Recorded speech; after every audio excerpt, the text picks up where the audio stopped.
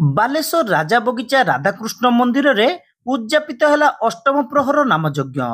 ପ୍ରଭୁ ରାଧାକୃଷ୍ଣଙ୍କ ବିମାନ ଶୋଭାଯାତ୍ରାରେ ସାମିଲ ହେଲେ ବହୁ ଭକ୍ତ। ପବିତ୍ର ଦୋଳ ପୂର୍ଣ୍ଣିମା ଅବସରରେ ବାଲେଶ୍ୱର ସହରର ବିସିସେନ ରୋଡ ଅଞ୍ଚଳରେ ଥିବା ଶ୍ରୀ ଶ୍ରୀ ରାଧାକୃଷ୍ଣଜୀଉ ମନ୍ଦିରରେ ଦୁଇଦିନିଆ ହୋଲି ମହୋତ୍ସବ ଏବଂ ଅଷ୍ଟପ୍ରହର ନାମ ସଂକୀର୍ତ୍ତନ ଶୁକ୍ରବାର ଦିନ ଉଦ୍ଯାପିତ ହୋଇଯାଇଛି। ପ୍ରଭୁ ଶ୍ରୀକୃଷ୍ଣଙ୍କର ଅଖଣ୍ଡ ନାମ 24 ଘଣ୍ଟା ଧରି ଆବୃତ୍ତି କରାଯାଇଥିଲା। ବିଭିନ୍ନ ଅଞ୍ଚଳରୁ ଏକାଧିକ କୀର୍ତ୍ତନ ମଣ୍ଡଳୀ ଏହି ଅଖଣ୍ଡ ନାମ ଯଜ୍ଞକୁ ସମ୍ପୂର୍ଣ୍ଣ କରିଥିଲେ।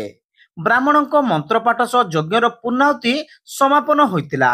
ସହରର ବିଭିନ୍ନ ସ୍ଥାନରୁ ବହୁ ଭକ୍ତ ଏହି ଭଜନ କୀର୍ତ୍ତନରେ ସାମିଲ ହୋଇଥିଲେ। ଶେଷରେ ଦହି ହାଣ୍ଡି ଭଙ୍ଗା ଯାଇଥିଲା। ପ୍ରଭୁ ରାଧାକୃଷ୍ଣଙ୍କୁ ବିମାନରେ ବସାଇ ଏକ ଶୋଭାଯାତ୍ରାରେ ସହର ପରିକ୍ରମା କରାଯାଇଥିଲା। ଏଥିସହିତ ଦୀପର ସମୟରେ ଆୟୋଜିତ ସାମୂହିକ ପ୍ରସାଦ ସେବନ କାର୍ଯ୍ୟକ୍ରମରେ ସହରର ବିଭିନ୍ନ ଅଞ୍ଚଳରୁ ହଜାର ହଜାର ଶ୍ରଦ୍ଧାଳୁ ଯୋଗ ଦେଇଥିଲେ।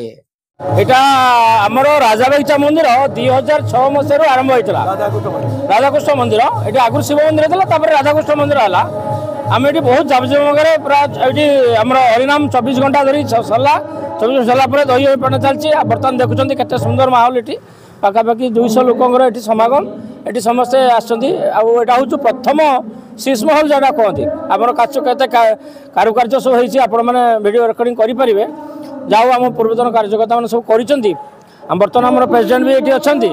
আমি এটা ধুমধাম যা খরচ আমি কেবে দেখুন। এটি आम अन्न मंदिर जमी आम खर्च को लोक ये खर्च को आम देखुना बहुत आम ठाकुर कौन नीति आम विघ्न करूँ। हाँ यहाँ गत काली दिन 11टा बेले संकल्प होता ठाकुर आसिले भोग खाई सारापर ठाकुर स्थान आसिले आसला ये संकल्प होगी जो 24 घंटा जो पारायणटा है पारायणटा सरला आज दिन 12टा सरला 12टा सरला पुणी दही हांडी पर बर्तमान कीर्तन चलती।